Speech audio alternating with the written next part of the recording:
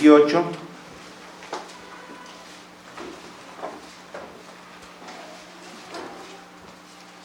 Mateo 28, de los versículos 5 al 10, y posteriormente vamos a leer del versículo 16 al 20.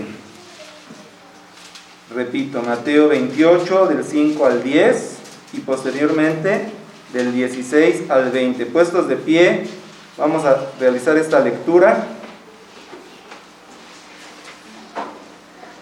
La palabra de nuestro Dios dice, de manera alternada lo vamos a realizar. La palabra de nuestro Dios dice: mas el ángel respondiendo dijo a las mujeres: no temáis vosotras, porque yo sé que buscáis a Jesús, el que fue crucificado. No está aquí, porque está resucitado, como dijo. Venid, ved el lugar donde fue puesto el Señor. E id pronto y decid a sus discípulos que ha resucitado de los muertos. Y he aquí, va delante de vosotros a Galilea. Allí le veréis, he aquí os lo he dicho. Entonces ellas, saliendo del sepulcro, temor y gran gozo, fueron corriendo a dar las nuevas a sus discípulos, y mientras iban a dar las nuevas a los discípulos, he aquí Jesús les salió al encuentro diciendo: salve. Y ellas, acercándose, abrazaron sus pies y le adoraron. Entonces Jesús les dijo: no temáis, id a dar las nuevas a mis hermanos, para que vayan a Galilea, y allí me verán. 16. Pero los 11 discípulos se fueron a Galilea, al monte donde Jesús les había ordenado. Y cuando le vieron, le adoraron, pero algunos dudaban. Y Jesús se acercó y les habló diciendo: toda potestad me es dada en el cielo y en la tierra. Por tanto, id y haced discípulos a todas las naciones, bautizándolos en el nombre del Padre, y del Hijo, y del Espíritu Santo, enseñándoles que guarden todas las cosas que os he mandado, y he aquí yo estoy con vosotros todos los días hasta el fin del mundo. Amén. Así puestos de pie, vamos a buscar la alabanza Sembraré la simiente preciosa, número 213.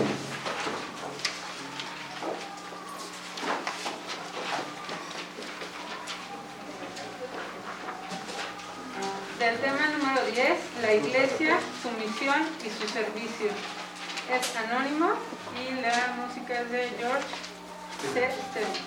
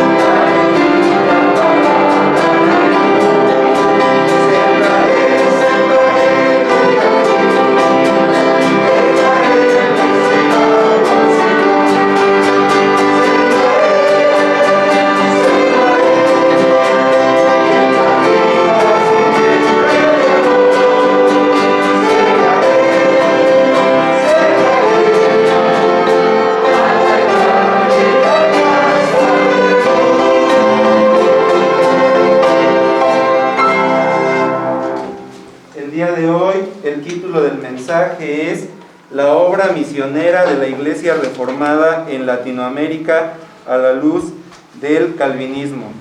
Y Esta predicación está a cargo de nuestro hermano anciano gobernante Gonzalo Reyes Pérez. Doy lugar para...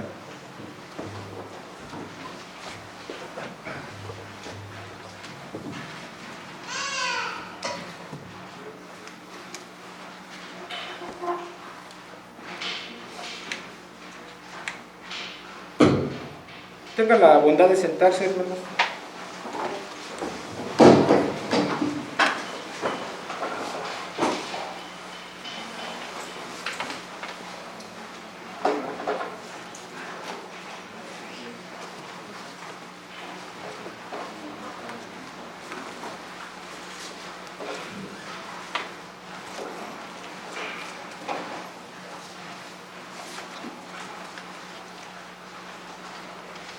Este pasaje que hemos escuchado, esta porción de la Escritura que hemos leído, lo citamos ya en un sermón anterior, cuando nos referíamos al triple oficio de la Iglesia. Decíamos que la vocación de la Iglesia es la de predicar la palabra de Dios, la cual involucra un triple oficio tarea, a saber, la adoración, la evangelización y la enseñanza. Escuchamos cómo el Señor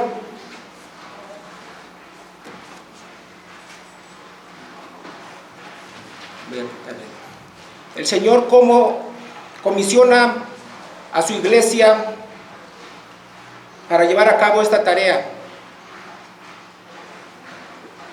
Las misiones o el evangelismo son una tarea de la iglesia, son un aspecto de la misión de la iglesia.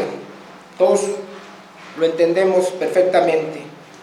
La iglesia no está en el mundo solo para realizar una obra misionera, pero esa obra es parte fundamental del propósito de su existencia. La iglesia es señal y primicias del siglo venidero y su misión es, por tanto, figura de este siglo.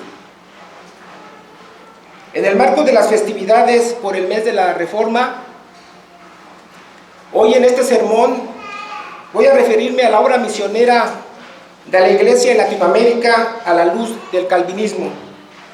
Como ven ustedes, este es un tema muy amplio, como para ser tratado en su gran extensión en el poco tiempo que dispongo para ello. Pero me limitaré entonces a realizar una serie de consideraciones para mostrar que la tarea misionera de la Iglesia no solo consiste en extender su presencia geográficamente, sino cumplir con el mandato cultural. Mostrar que una visión dualista de la vida es la que ha impedido a la Iglesia cumplir fielmente con su tarea misionera. Que el calvinismo como sistema de vida aportó a la Iglesia las bases para cumplir escrituralmente con dicha tarea.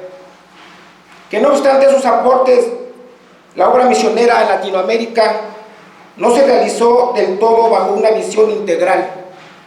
Que el calvinismo, en su constante lucha por despojar a la Iglesia del dualismo, es la alternativa que ofrece las herramientas doctrinales para cumplir con dicha tarea.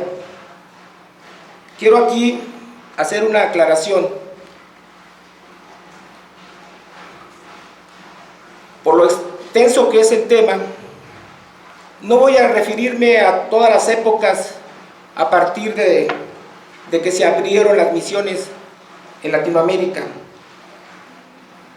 Voy a referirme al siglo XVII, XVIII y parte del XIX, es decir, años después de la reforma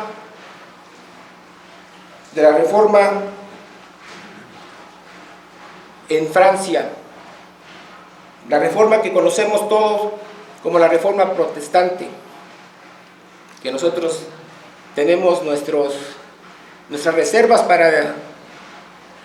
para mencionar ese término protestante, porque no somos protestantes, somos siervos del Señor, custodios de nuestro prójimo, mayordomos de la creación. Somos parte de la nueva humanidad. Pero bien, para darnos a entender, vamos, y porque, como decía alguien, que la costumbre es más fuerte que el amor, pues para darnos a entender ya en este contexto, vamos a seguir mencionando este término protestante para fines de comprensión.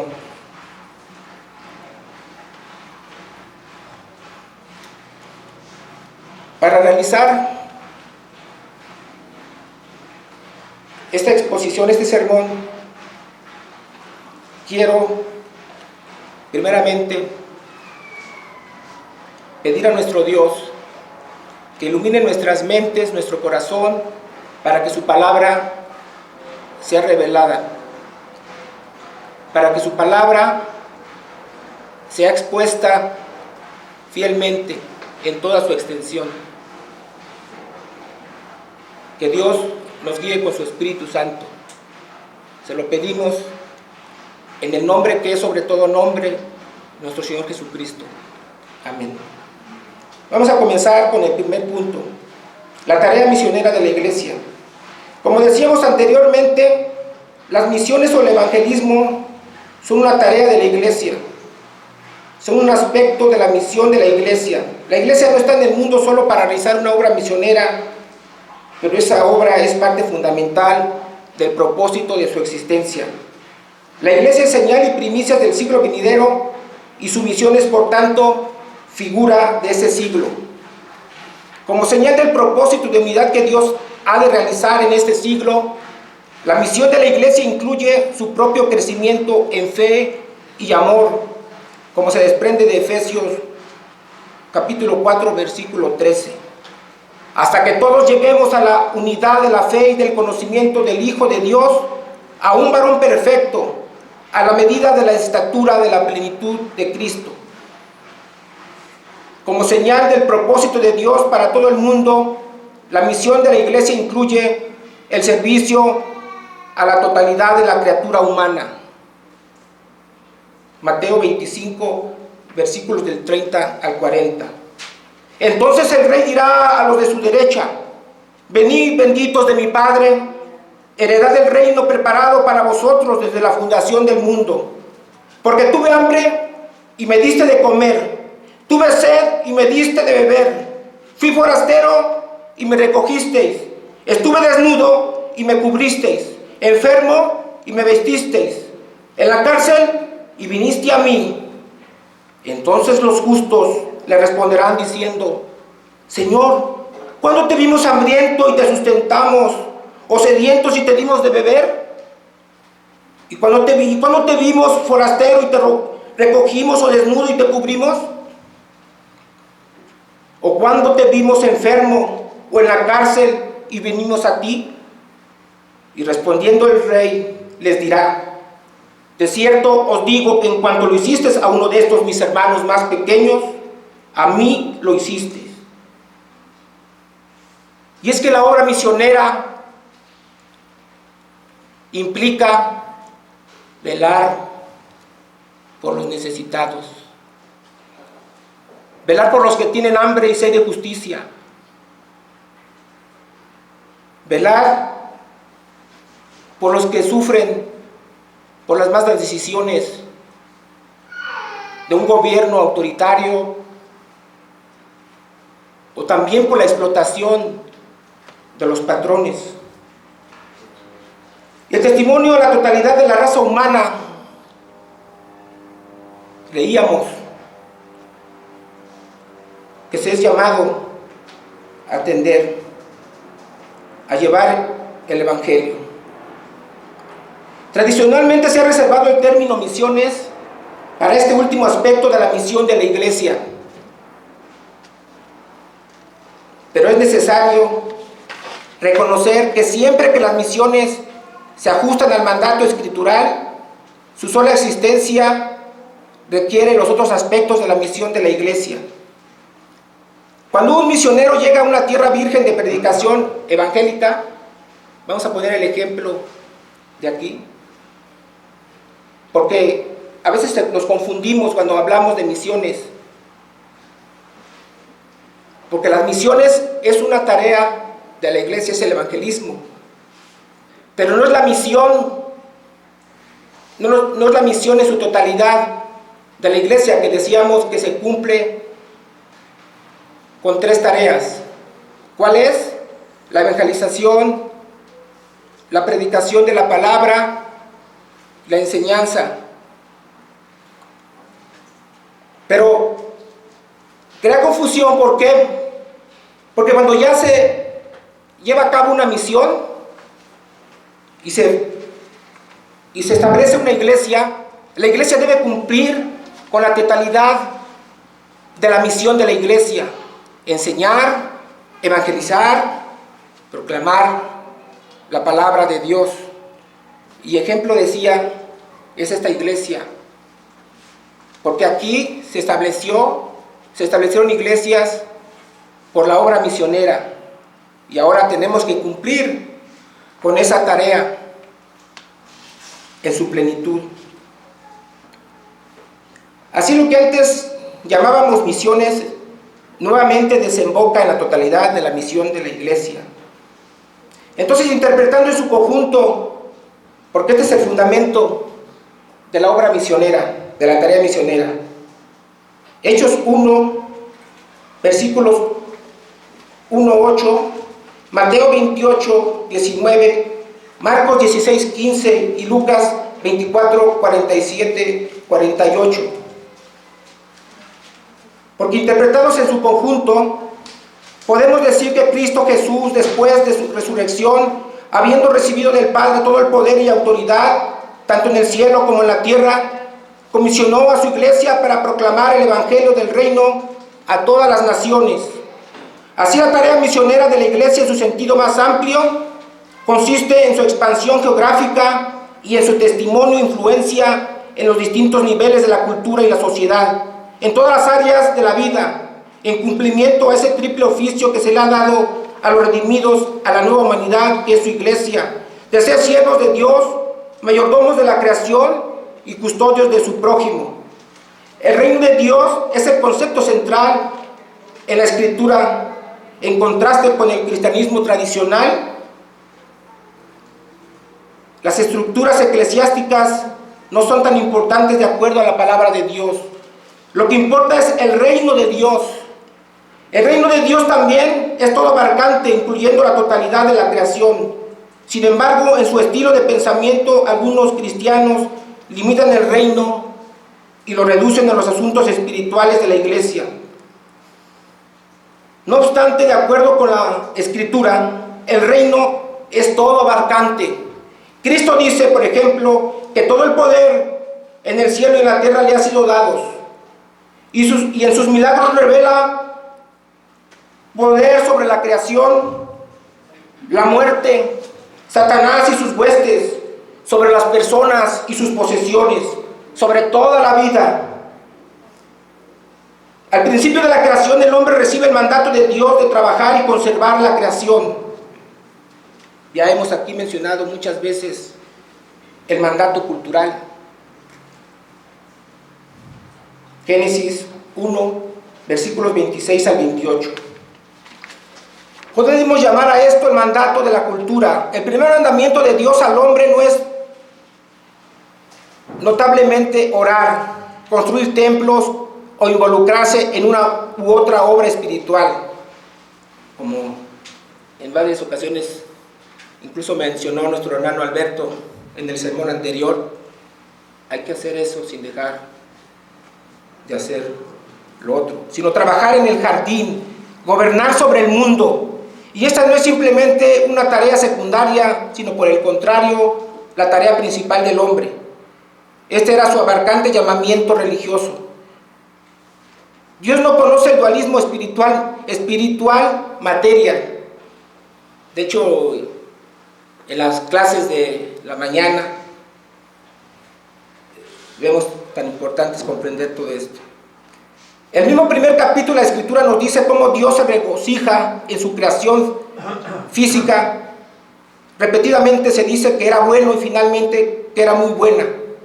Del resto del Antiguo Testamento también es evidente que Dios está interesado en la higiene y la salud, en las granjas y en los animales, la comida, el trabajo, el comercio, la política, la vida familiar y mucho más. Lo espiritual no es visto como una esfera separada. Ese era el evangelio completo que incluiría la totalidad de la existencia del hombre. Dios no menosprecia al mundo. Naturalmente que la Escritura usa el concepto mundo en dos sentidos: el mundo como fue creado por Dios, pero también el mundo impío en rebelión contra Dios. Por lo tanto, también tenemos que reconocer que el mundo ha caído radicalmente en pecado y que no necesita de redención.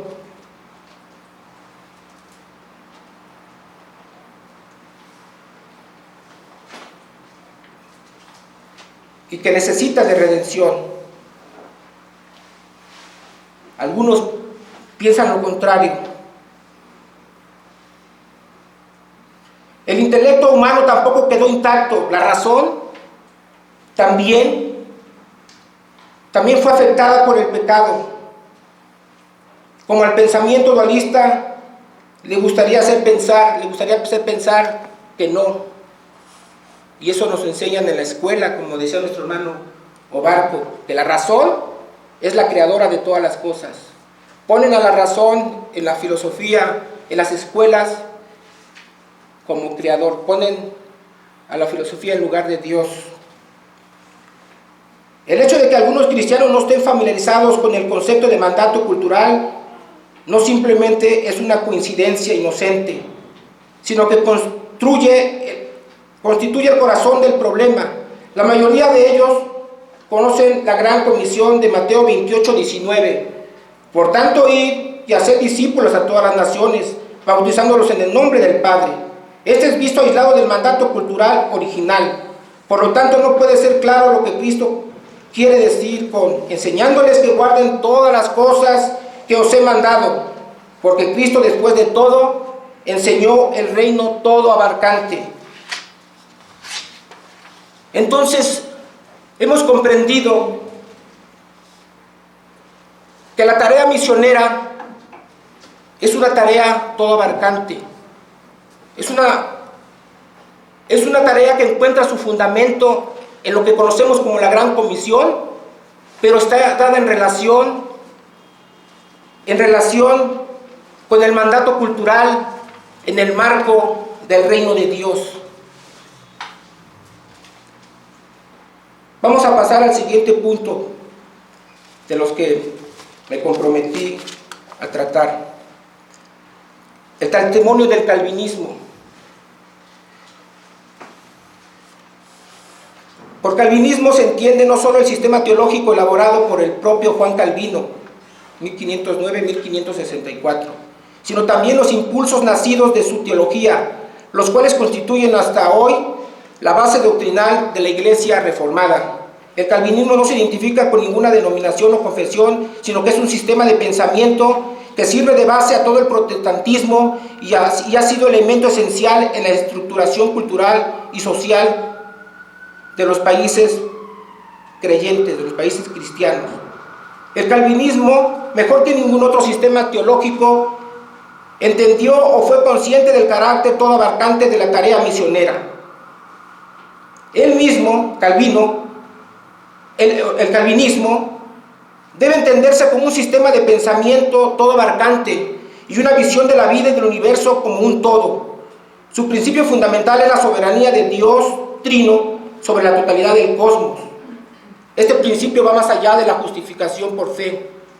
Sí, sabemos que la justificación es por fe, pero es un principio de alcance cosmológico en todas sus esferas y reinos visibles e invisibles. Porque, como lo entendió Calvino y lo expresa el doctor Abraham Kuyper, saben muchos aquí que hay académicos, saben quién fue el doctor Abraham Kuyper, polifacético líder holandés que llegó a ser primer ministro de su país a principios del siglo XIX, y a quien se le considera el iniciador de una nueva cosmovisión bíblica bajo la inspiración del pensamiento cristiano de Calvino y sus seguidores del siglo XVII. Decía: la soberanía de Dios como soberanía principal se irradia en la humanidad en una soberanía triple derivada: la soberanía en el Estado, la soberanía en la sociedad y la soberanía en la Iglesia. Esta soberanía de Dios la ejerce a través de Cristo, a quien el Padre ha dado toda autoridad, tanto en el cielo como en la tierra, como cabeza de su Iglesia. Ya en un sermón anterior hablamos de todo esto, ya gracias a Dios que nos puso en contexto de en qué consistió la obra que Jesucristo hizo, en restaurar al hombre a su lugar original, como cabeza de la creación, y cumplir con su mandato en su triple dimensión: siervos de Dios, custodios de nuestro prójimo, mayordomos de la creación. Bajo este principio, Calvino promueve la reforma de la Iglesia en Francia, y no solo el fiel cumplimiento de la misión de la Iglesia en Francia, sino la tarea misionera. Comprende que la tarea misionera no solo consiste en extender la presencia de la Iglesia geográficamente a otras naciones, tanto que después el propio Calvino, como ya la semana pasada nos expuso nuestro hermano Alberto, llevó a cabo una obra misionera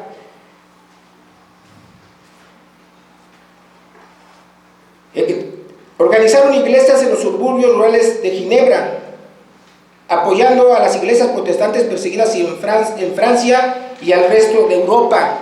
En la década de 1550, Calvino apoyó el establecimiento de una colonia, es lo que comentaba, una colonia de hugonotes franceses en el Nuevo Mundo. Es lo que ya nos había expuesto nuestro hermano Alberto en el sermón anterior, cerca de lo que ahora es Río de Janeiro, Brasil. Porque entendían los reformadores que la tarea misionera también implicaba cumplir con una responsabilidad social que la Iglesia tiene, derivada de su misión de ser sal y luz de la tierra. De este entendimiento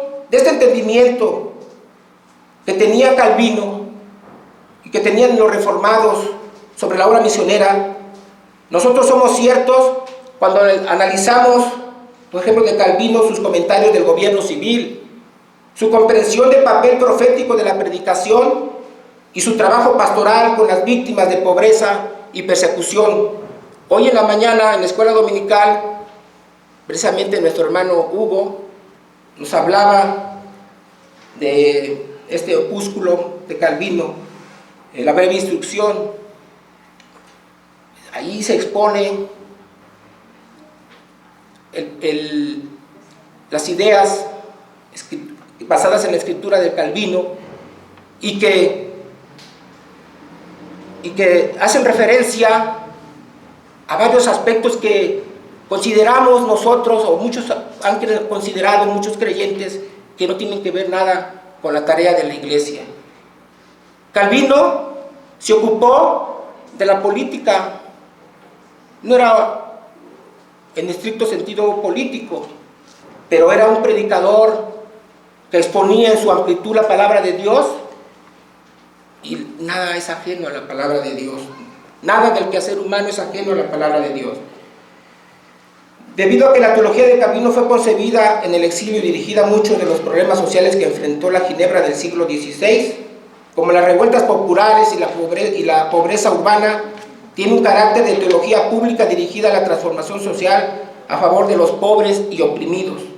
Para Calvino, la Iglesia no debe ser ajena a ninguna de las áreas del quehacer humano. El Evangelio debe predicarse en su totalidad, a tiempo y destiempo, lo mismo para exhortar que para consolar. Con la predicación de la palabra se opuso a las injusticias de los reyes y denunció sus excesos. Promovió la libertad religiosa y la transformación social para hacer justicia a las víctimas de pobreza y persecución. Juan Calvino le atribuye a la predicación un lugar supremo en el ministerio de la Iglesia, y desde el púlpito, desde este lugar, los pastores pueden ejercer gran influencia en la construcción de la vida en la Iglesia y en la sociedad. Calvino denunció a los reyes, a los excesos de los reyes. Ahora pareciera que ya no podemos mencionar nada en relación con el gobierno, aunque veamos injusticia.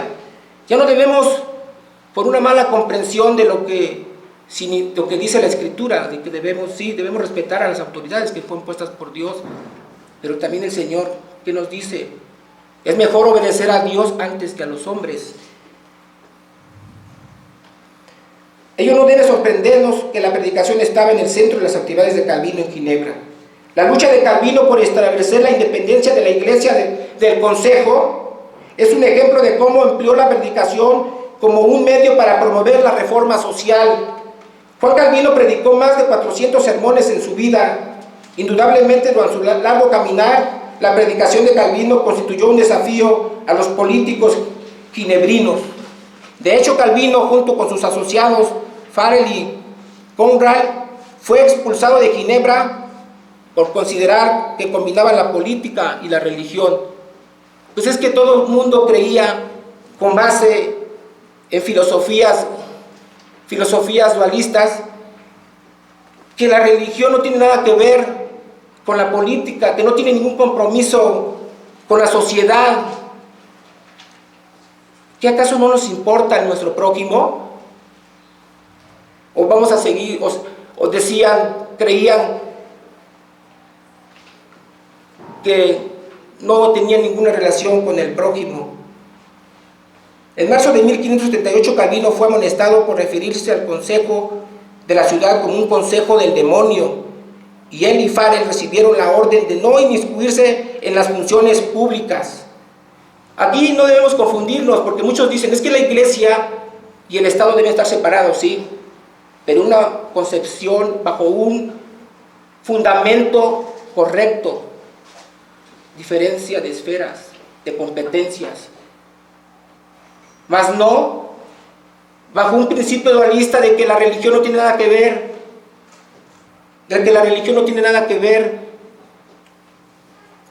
con la cultura, con las diferentes áreas de la vida. Calvino habla sobre la libertad cristiana, se ocupa de la conciencia del creyente individual, realiza comentarios sobre el gobierno civil. La teología cristiana debe ocuparse del gobierno civil debido a que Dios es quien funda el Estado y define su jurisdicción y propósito. Pero el fin del gobierno temporal es mantener y conservar el culto divino externo, la doctrina y religión en su pureza, el estado de la Iglesia en su integridad, hacernos vivir con toda justicia, según lo exige la convivencia de los hombres durante todo el tiempo que hemos de vivir entre ellos, instruirnos en una justicia social, ponernos de acuerdo los unos con los otros, mantener y conservar la paz y tranquilidad comunes. Esto lo enseñó, lo predicó Calvino. Él decía que el gobierno, y eso lo entendemos nosotros, fue establecido, el gobierno civil, a causa del pecado de los hombres, para detener la injusticia, para impartir justicia pública. Calvino reconoció el principio del sacerdocio universal de los creyentes. El oficio del monarca, el oficio del rey, no es superior al oficio que podamos tener cada uno de los creyentes. Iguales en dignidad, diferentes en oficio.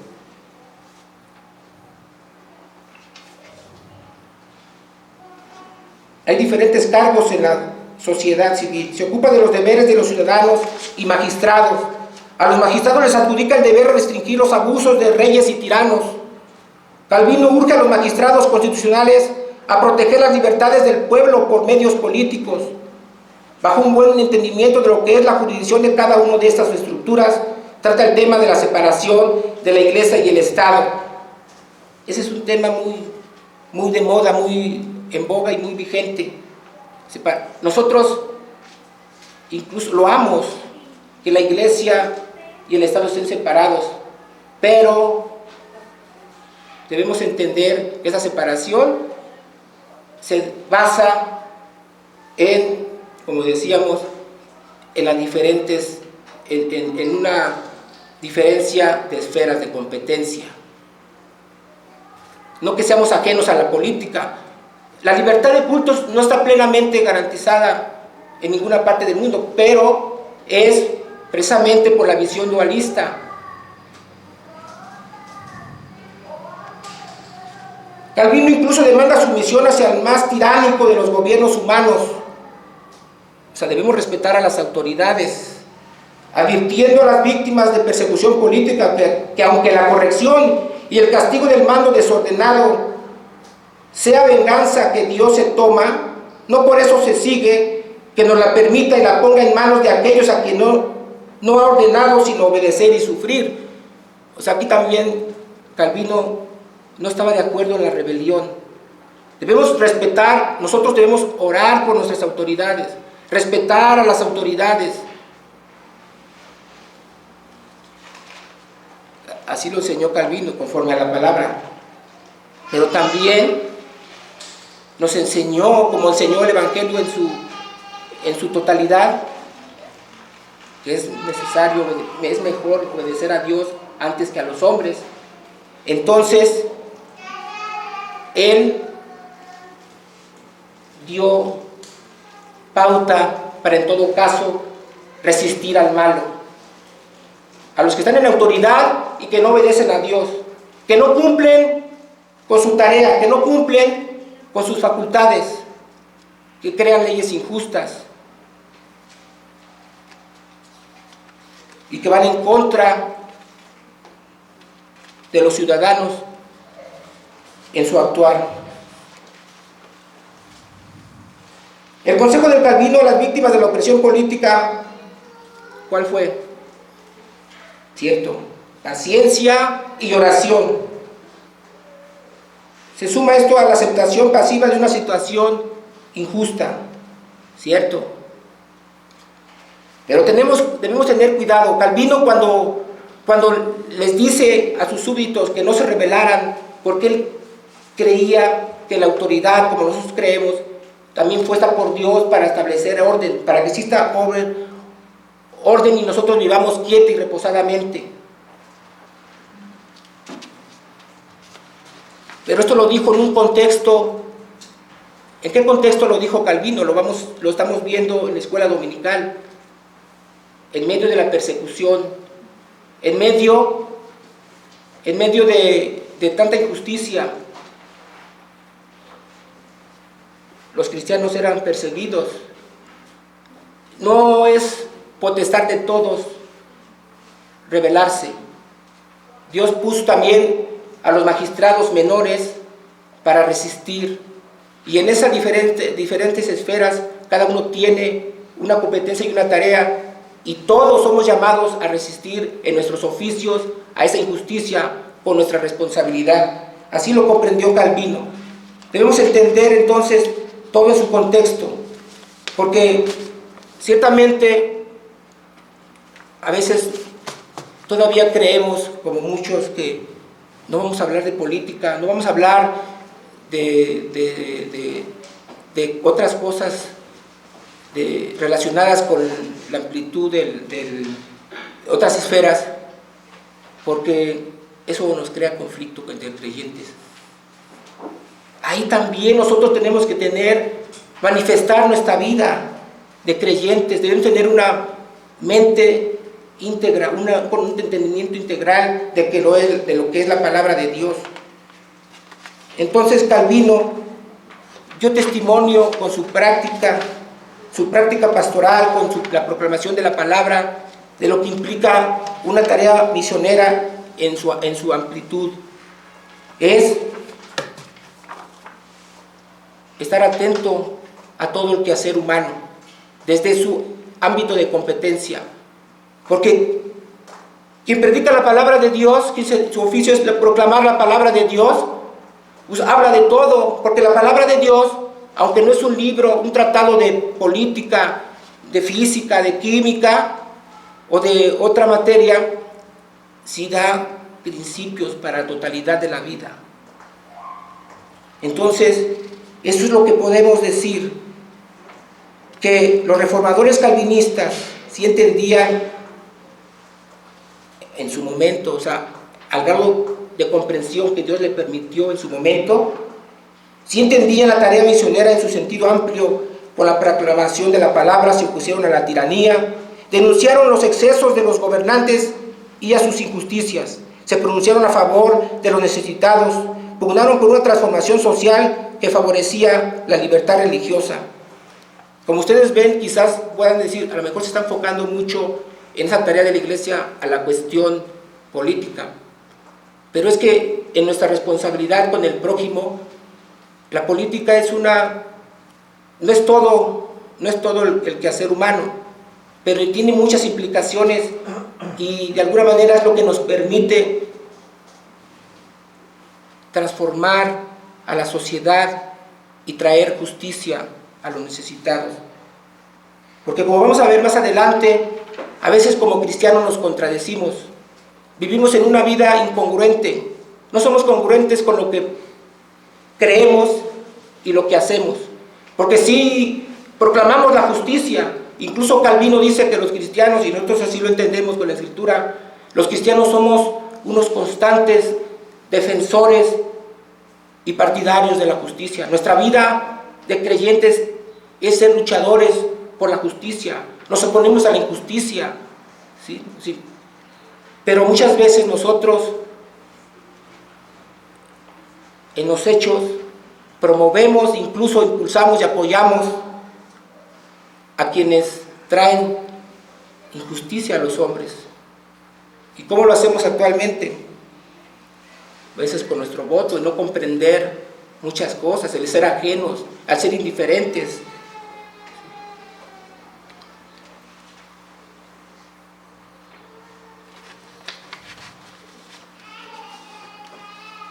Y así pasamos al siguiente punto, que también es materia de este sermón, que sería la obra misionera de la iglesia en Latinoamérica.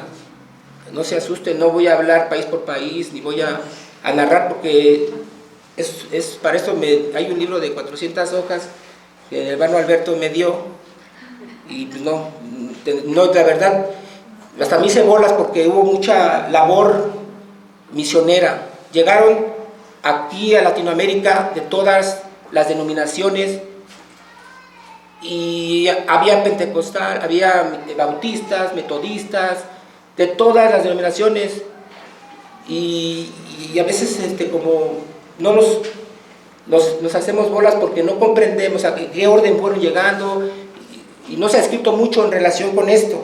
Entonces me voy a limitar a describir, o sea, de manera general, cómo se dio esta obra misionera en Latinoamérica. Voy a mencionar tan solo unos aspectos muy generales. En el siglo XVII, la presencia calvinista reformada en América Latina se limitó a la colonia holandesa de Pernambuco, en el noreste de Brasil. No fue sino hasta los siglos XIX y XX que los esfuerzos misioneros estadounidenses y europeos establecieron una presencia reformada permanente. Al igual que en el resto del mundo, el siglo XIX se caracterizó en América Latina por una serie de cambios que habrían de afectar nuestra historia. En el campo de la vida civil y política, el principal cambio fue la independencia de las nuevas naciones americanas. Fue un tiempo de muchas revueltas. La independencia de los países en América Latina. Entonces, la introducción del cristianismo reformado a América Latina se hizo posible gracias a las nuevas condiciones políticas e intelectuales. La obra misionera en América Latina fue realizada principalmente por bautistas, metodistas, adventistas, quienes establecieron iglesias. También realizaron trabajo social, estableciendo escuelas y hospitales, pero estos últimos como una estrategia para el establecimiento de iglesias. O sea, no buscaban meramente cumplir con ese compromiso social, ese compromiso con el prójimo. O sea, sí, pero digamos no tenían la visión de participar en todas las diferentes áreas, sino creaban escuelas, enseñaban a leer pues, para que te vengas a mi iglesia y así hacer como estrategia para que ganar. Y está bien, y eso es una tarea loable.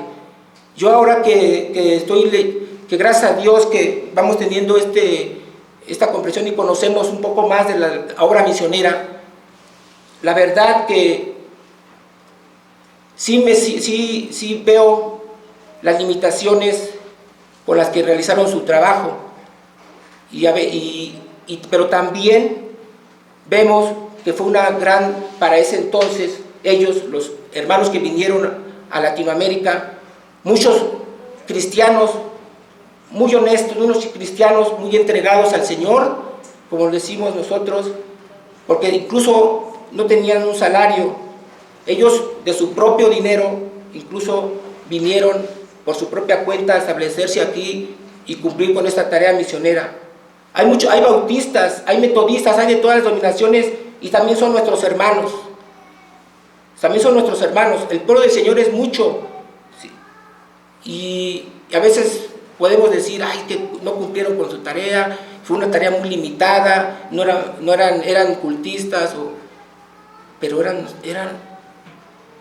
con el entendimiento que tenían en ese momento, dieron su vida. Muchos sufrieron, incluso fueron encarcelados. Pero también, debido a las circunstancias del momento, a la situación política del momento, fue una oportunidad, porque pudieron aliarse con algunos adalides en las luchas liberales. Lo malo es que había contradicción, porque algunos de los misioneros principales tenían una muy buena relación con libertadores como Simón Bolívar, San Martín, incluso Juárez. Ellos decían, vénganse a nuestra causa, vamos contra el clero. Pero las ideas que ellos profesaban eran las de la Ilustración. Fuera el canalla, a Dios, fuera de la creación, a Dios Dios no nos interesa. Era el grito de la Revolución Francesa y esas eran las doctrinas y los principios que enarbolaban esos libertadores. Pero ellos que decían, bueno, ustedes nada más prediquen la palabra y no se metan en otras, y en ese contexto no tenemos ningún problema, como actualmente también suele suceder. A veces nos apoyamos y nos aliamos a movimientos que en su visión son contrarios y antagónicos a nuestros principios escriturales, y los apoyamos y nos aceptan y nadie dice nada, todo tranquilo, pero somos bien fervientes cristianos, porque somos individualistas, porque somos dualistas muchas veces. Y así pasó en ese entonces.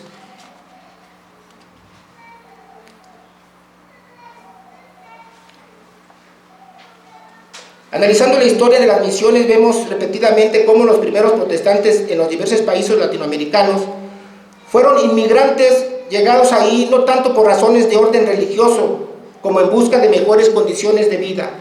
Durante algún tiempo no se ocuparon de comunicar su fe a los latinoamericanos con quienes convivían, pero a la larga, debido al reciente contacto cultural, algunos miembros de comunidades de inmigrantes se sintieron impulsados a dar testimonio de su fe. En la segunda mitad del siglo XX todavía quedaban en América Latina grandes contingentes de protestantes de habla extranjera, aunque todavía podía verse el modo en que sus descendientes trataban de establecer contacto más estrecho con la cultura que les rodeaba. Otro factor que contribuyó al desarrollo del cristianismo en sus primeros años fue el liberalismo político y filosófico que acompañó a las gestas independientes, es lo que ya les comentaba.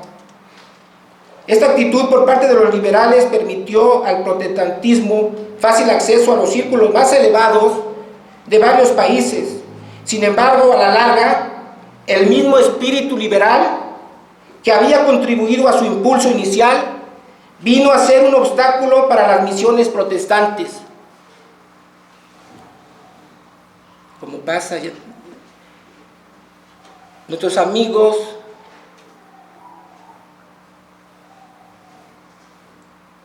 nos entienden, nos comprenden, están con nosotros, mientras no afectemos sus intereses. Estos líderes también eso hicieron. Cuando nosotros ya queremos entonces formar un partido político, ya queríamos participar en todas las áreas de la vida, eso ya no, eso fue un obstáculo entonces. No sabían que la vida es religión. Ellos, con base en su filosofía, la filosofía de la Ilustración, no, la iglesia debe estar, los creyentes deben estar dentro del templo. Y entonces la separación de la iglesia y el Estado, que nosotros loamos como principio de ellos, no está basado, como decía, en un fundamento bíblico, sino más bien en un fundamento de una filosofía dualista. No tiene que ver nada la religión y la iglesia en la vida. Podemos decir, ya con la visión reformada que nos trajo el calvinismo, que entonces que la labor misionera en Latinoamérica, con los cristianos evangélicos que llegaron a América Latina, eran sensibles a los problemas sociales, construyeron iglesias, escuelas y hospitales y realizaron obras de caridad. Sin embargo, su propuesta estaba dirigida más bien a mitigar que a solucionar los problemas. No se dieron cuenta que la miseria que trataron de aliviar había sido causada en gran medida por el mismo orden social que habían ayudado a establecer. Simplemente llegaron a auxiliar a las víctimas de su propia violencia estructural. Nosotros queremos ayudar al pobre, pero nosotros, ayudando a nuestros gobiernos, a partidos que no profesan nuestras creencias, que son incongruentes con nuestras doctrinas, les ayudamos a construir estos gobiernos que traen explotación y que traen también injusticia y violencia al prójimo. El contexto filosófico-teológico de la perspectiva evangélica se apoya en una manera dualista del pensamiento, o una visión de dos esferas de la vida y una visión dicotómica del hombre. Esto constantemente lo mencionamos, y a veces hasta nos da pena, así como, porque pensarán que a lo mejor es muy académico, pero es algo que de todas maneras, aunque se diga y se diga, lo seguimos viviendo. Este dualismo ha llevado a la concepción popular entre los cristianos de que sus obligaciones religiosas pueden ser separadas de sus actividades científicas, políticas, económicas y otras. La única opinión que Dios aún tiene sobre el hombre, aparte naturalmente de su religión y su fe, era su vida ética. Los cristianos tienen que evitar la conducta poco ética y moral. Por esta razón los cristianos evangélicos ponen todo el énfasis en dos cosas, a saber, la divulgación del evangelio y una vida personal moral. No fumar, no beber, no a la prostitución, etc. Eso efectivamente implica nuestra vida creyente, no a muchas cosas de estas que hemos mencionado, lo que son pecados, pero es como nuestro hermano nos va a hacer favor de explicar en la escuela dominical qué consiste la vida cristiana. Este dualismo nunca ha sido oficialmente reconocido, pero siempre estuvo presente inconscientemente. Por esa razón también es generalmente negado cuando se llama la atención a ella. Por eso decía yo que nos da pena, porque No sabemos si realmente nos están escuchando, si estamos en el mismo sentir, ¿sí?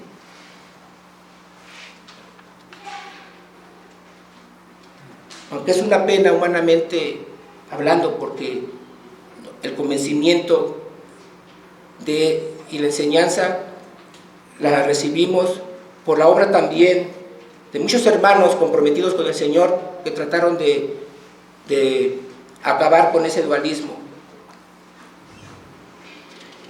Entonces la obra misionera en los países latinoamericanos, consideramos, no se llevó a cabo fielmente, o en su integralidad, precisamente por una visión dualista, porque todos los creyentes, incluso ya desde la antigüedad, ya habíamos sido invadidos por filosofías paganas, filosofías dualistas, y que son las que las tomamos para realizar nuestros trabajos, incluyendo el trabajo misionero, el trabajo en todas las áreas.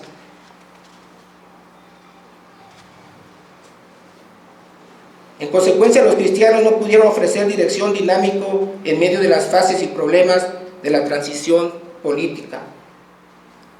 Visto desde una perspectiva más amplia, la evangelización, sin un conocimiento profundo de los temas políticos, sociales y las diferentes áreas, puede ser muy superficial e irresponsable.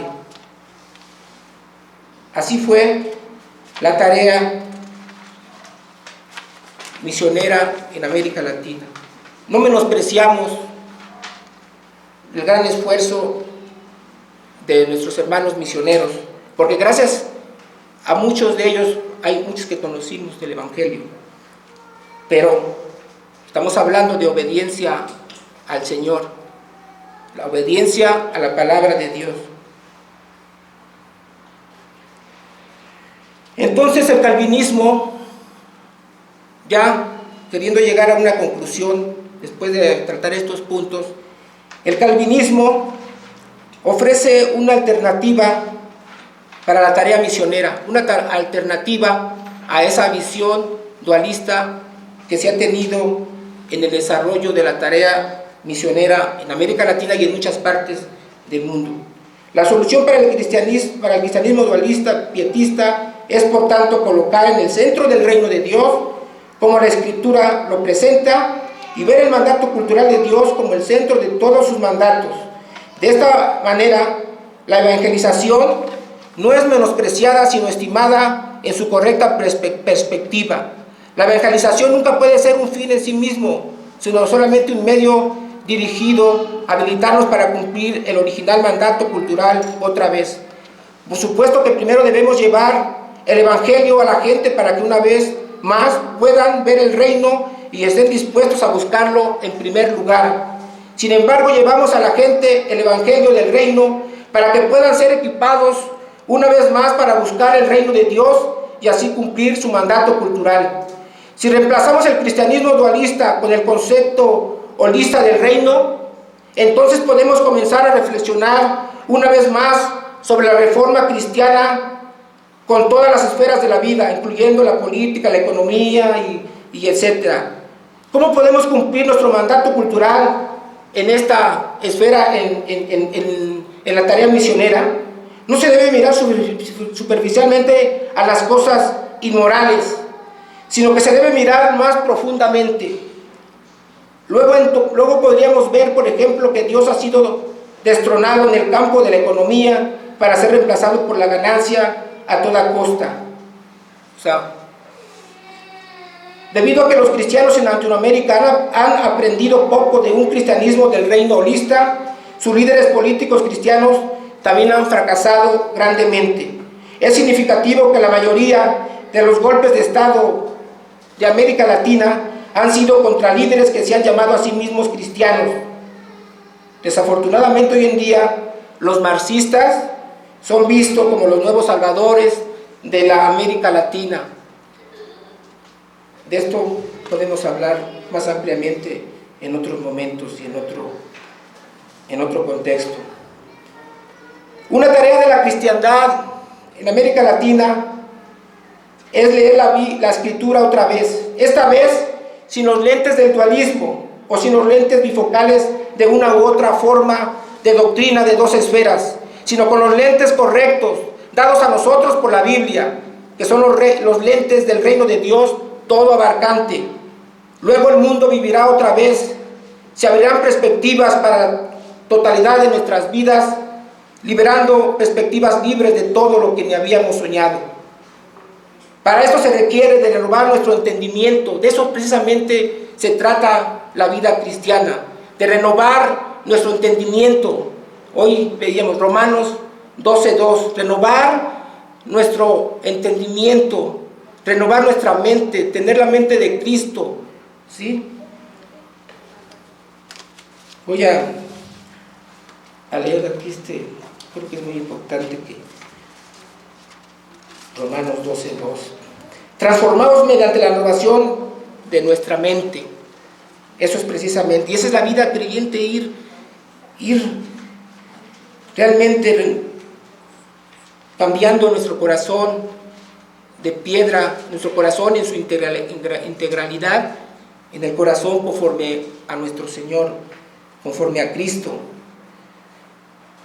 Para eso se requiere renovar nuestro entendimiento, cambiar nuestras mentes a la mente de Cristo. Urge despojarnos de las filosofías que nos atan. Nuestra lucha no es contra carne ni sangre. Agustín y Calvino estaban muy conscientes del gran daño que la filosofía pagana hace a la iglesia, por eso pugnaron por la necesidad de una filosofía cristiana. Calvino, como ningún otro reformador, bueno, San Agustín y otros más, sí pugnaron por una filosofía cristiana. Esa fue su oración, porque el Señor nos proveyera de una filosofía cristiana que nos sirviera para realizar nuestro trabajo en todas las diferentes áreas. Porque ciertamente necesitamos de una filosofía que sustente nuestros trabajos, nuestras tareas, porque cuando nosotros queremos realizar algo, aquí en la misma iglesia usamos de una filosofía, y a veces traemos las filosofías que nos enseñaron en la escuela. Traemos a Platón, a Aristóteles, a los de la Ilustración, a los racionalistas, y con esas filosofías interpretamos la Escritura y hablamos y explicamos.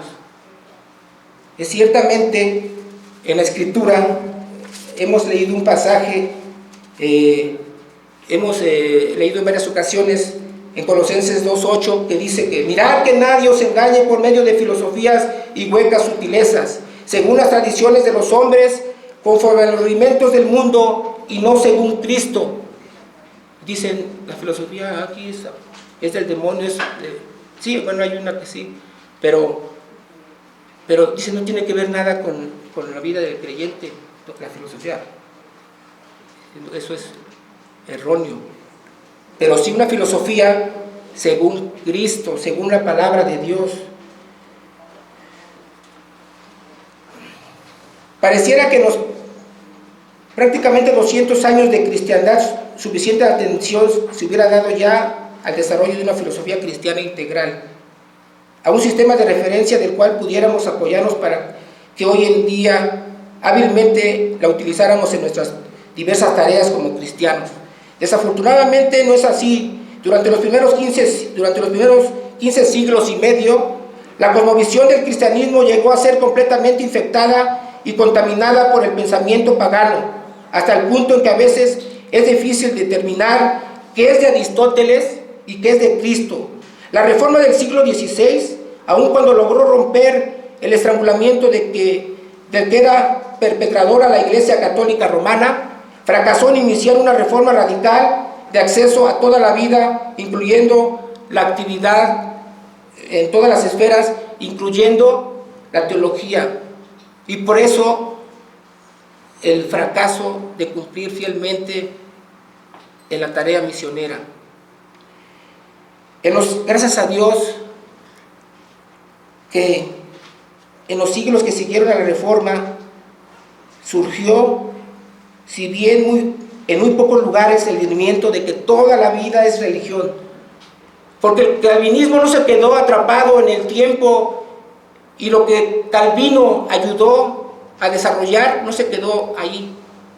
Hombres de Dios, conscientes de que la vida es religión, de que Cristo es el Señor del cielo y de la tierra y que no hay centímetro cuadrado sobre la tierra que Él no diga, esto me pertenece.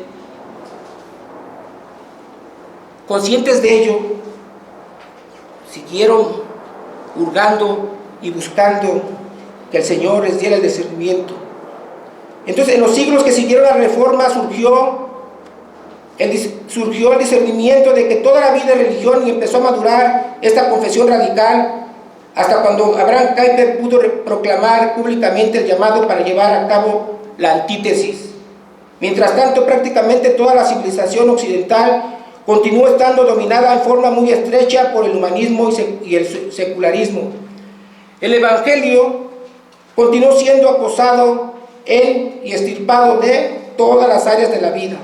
Así el cristianismo llegó a ser una religión personal y privada, limitada a las paredes de la iglesia, a la vida privada en el hogar y el esfuerzo misionero. Este importante y decadente cristianismo que observamos en nuestro presente mundo es simplemente la conclusión de un largo proceso histórico. Hoy vemos que no solo la actividad científica ni la actividad teológica, el mundo de la política y el trabajo, así como también la educación, están dirigidas y determinadas por el espíritu del humanismo apóstata. Aún la iglesia y la teología misma están siendo secularizadas. Ante esta situación, el calvinismo sigue siendo lo alternativo hoy, porque el calvinismo sigue avanzando en la comprensión integral de la Escritura, como si Dios hubiera escuchado las oraciones de estos hombres que iniciaron la Reforma. El llamado de Abraham Kuyper no fue despreciado. Dios mismo levantó hombres en estas horas críticas, llevando hacia adelante el trabajo de Juan Calvino. Ellos proclamaron la soberanía de Dios y el reinado de Jesús sobre la vida total, incluyendo la filosofía. La Reforma del siglo XVI fue puesta en camino otra vez, con el resultado de que hace ya casi un siglo una filosofía distintivamente cristiana fue surgiendo. Los instrumentos en este brotamiento fueron los profesores Doyewer y Beeldhoven de la Universidad Libre de Ámsterdam, Holanda.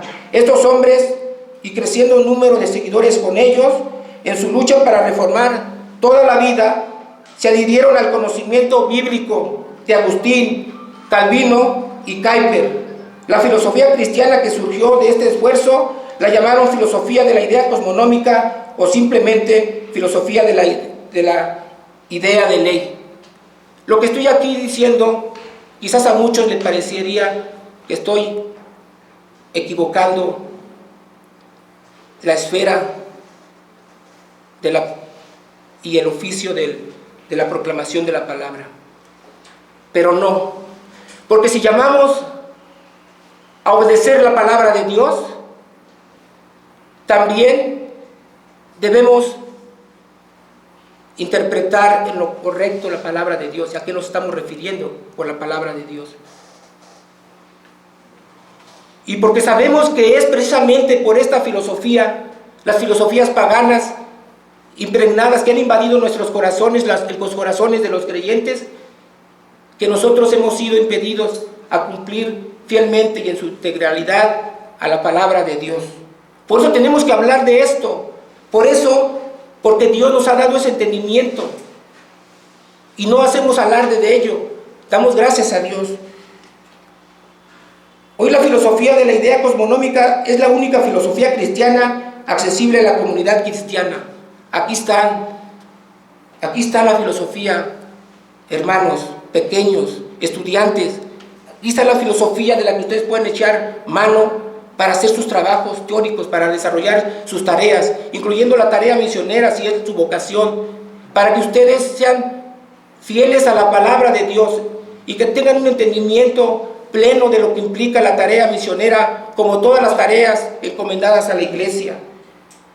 Aquí están estas, que los padres la entiendan, la comprendan, no en su vocación de oficio, no la filosofía como un oficio, pero que tengan la comprensión, así como comprenden o viven de cierta manera lo que enseñó Aristóteles, Platón, y que es el trasfondo ahora de muchas de sus tareas, de su andar, que sea esta filosofía la que fundamente y que puedan enseñarle también a sus hijos. Y decimos esta filosofía, ¿por qué? Porque es una filosofía que se basa en la palabra de Dios. Que cuando leamos la palabra de Dios, nos pongamos los lentes de la revelación divina y con un trasfondo realmente cristiano leamos, para que entonces entendamos la palabra en su gran amplitud y no tengamos una mente dividida, y que entendamos la palabra como la entendieron muchos que siguen a Aristóteles y a filósofos. Entonces aquí, a grosso modo, y un poquito aquí vengo rápido porque es un tema muy amplio, decía, pero trato de cubrirlo. Podemos nuevamente reiterar, la tarea misionera es una tarea que tiene su fundamento en lo que llamamos la Gran Comisión, pero que se relaciona con el mandato cultural. Ya sabemos lo que es el mandato cultural, y que está dada dentro del marco del reino de Dios, el reino de Dios tan amplio como la creación misma, como que nada le es ajeno. El calvinismo aportó para que comenzáramos a tener esta visión amplia. Por ese dualismo, la obra misionera con la obra misionera no se cumplió cabalmente y con toda la fidelidad a Dios. Pero gracias a Dios que tenemos a nuestro alcance su palabra, sus promesas, de que Él es el que está. Cristo dijo: yo estoy con ustedes todos los días hasta el fin del mundo, incluyendo en esta tarea de la iglesia, y Él está con nosotros. Tal es así que ha levantado hombres todavía, sigue levantando hombres que siguen trabajando en su esfera de competencia, en su vocación, para equipar a la iglesia de los instrumentos para esto. Y esto es lo que decía la filosofía que nos han aportado, y que no la endiosamos, y que no tiene su más importancia, que es pensamiento de cristiano basado en la palabra de Dios. Que Dios quiera ayudarnos, seguirnos ayudando a su iglesia, a su pueblo, para que no solamente la tarea misionera, sino todo lo que tenemos encomendado lo podamos realizar, pero en completa obediencia a su palabra. Que podamos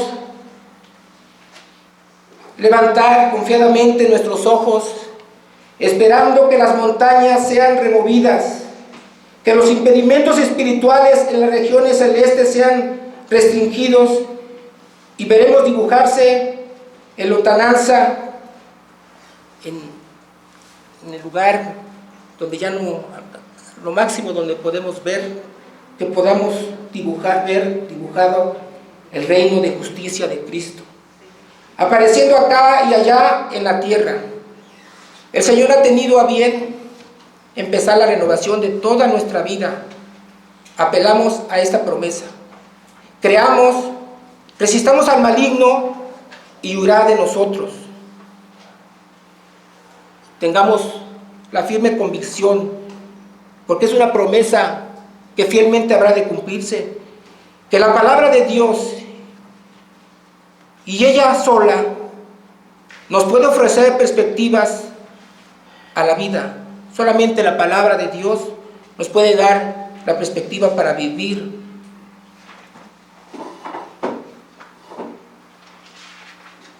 Y de ello debemos dar gracias a Dios y tomar aliento. Que Dios los bendiga, hermanos. Sigamos trabajando en esta obra que el Señor nos ha encomendado.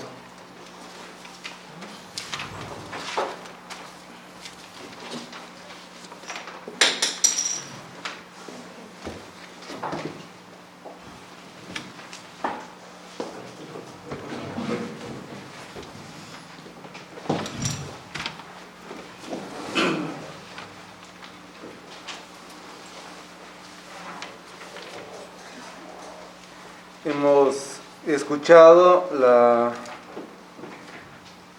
palabra de Dios que ha sido republicada. Debemos recordar que cuando nosotros respondemos a esta palabra, después de que Dios ha dado sus mandamientos a través de su siervo, nosotros respondemos, y esa respuesta que hacemos con un himno es un compromiso. Es necesario que nosotros, cuando cantemos, así como nos indica la palabra de Dios, entendamos qué es lo que estamos cantando.